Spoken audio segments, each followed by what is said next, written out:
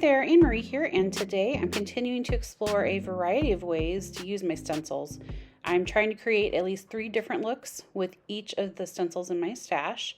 And today I'm using this mystery stencil. I don't know what the brand is. I don't know how old it is. I found this in a thrift store. The design really felt kind of old school to me, kind of like the ones you would use to paint walls, like in the late 80s or early 90s. But I really liked the botanical feel. That really seems timeless, so I went ahead and snapped it up. I will walk you through each of the 3 stencil techniques that I used to create 3 unique card backgrounds, and then I'll show you how I turn those backgrounds into 3 distinctive but coordinating cards using some common design elements. This is the 3rd video so far in the series, so we are up to 9 techniques. If you'd like to see the other 6 stencil techniques, I have a playlist for this series and I'll continue to add to it as we go. All right, let's get started. First up, for my first card, I laid down salvaged patina ink direct to paper, and then I added some ink blending on top to kind of diffuse it, and also so the entire background was covered with this soft blue-green color with a little texture because of the direct to paper. Next, I placed my stencil and then I sprayed an ink mist through it. You'll notice that a lot of the spray kind of seeped under the stencil. These are larger openings and I'm using a very wet medium, so this is very common that would happen. It's just easier, for that wet medium to go places that it shouldn't necessarily go. And with a larger opening, there's just more ink there that's kind of pooling there. I really liked, though, that this gave kind of a soft, unfocused representation of the pattern. So I also began working on my second background at this point, even though I'm in the middle of my first one still. I'd liberally sprayed this pretty green ink through my stencil. So then I took the stencil with all that mist on top and I just flipped it over onto another card panel. You could also just leave the stencil in place and take the blank card panel to it and press it down on top. But I was afraid that would push even more ink back onto the first card background, or that it would transfer some ink onto my second panel. And I really wanted kind of at least a clean negative impression of it. So I decided I'd just flip it each time. So I repeated this a few times. I placed my stencil in different areas to ensure kind of full coverage on the background. I masked as needed, and I just sprayed, flipped, pressed, repeat.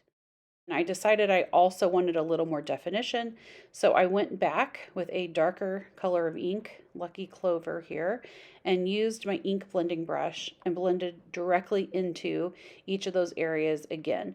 This gave a sharper, defined image, but it still had this beautiful, soft, kind of watercolor halo around it.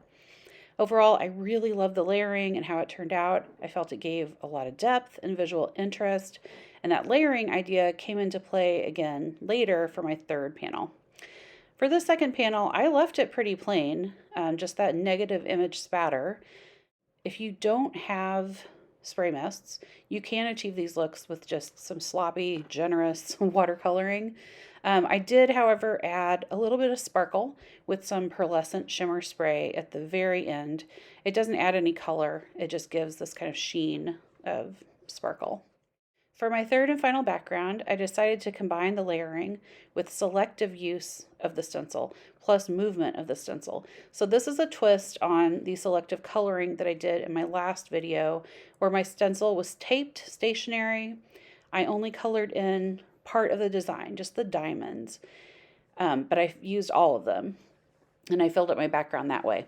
For this one, I'm only going to use a very small portion of the stencil, but I'm going to move it around and use it in several places.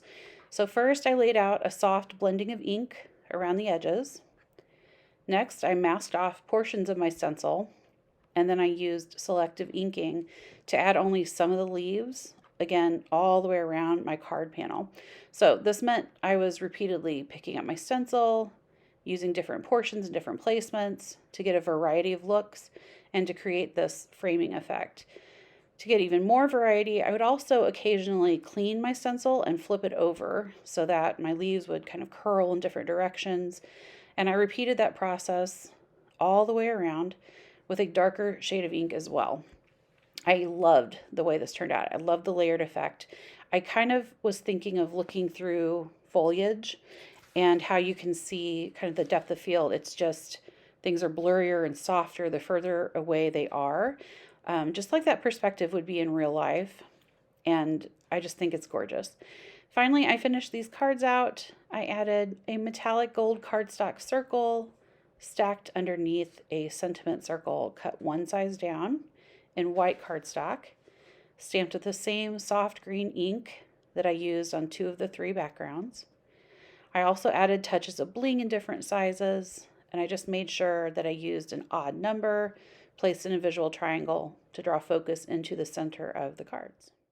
So that is our 3rd installment of One Stencil 3 Ways. I appreciate your time. I hope you enjoyed this video. If you did, please consider subscribing.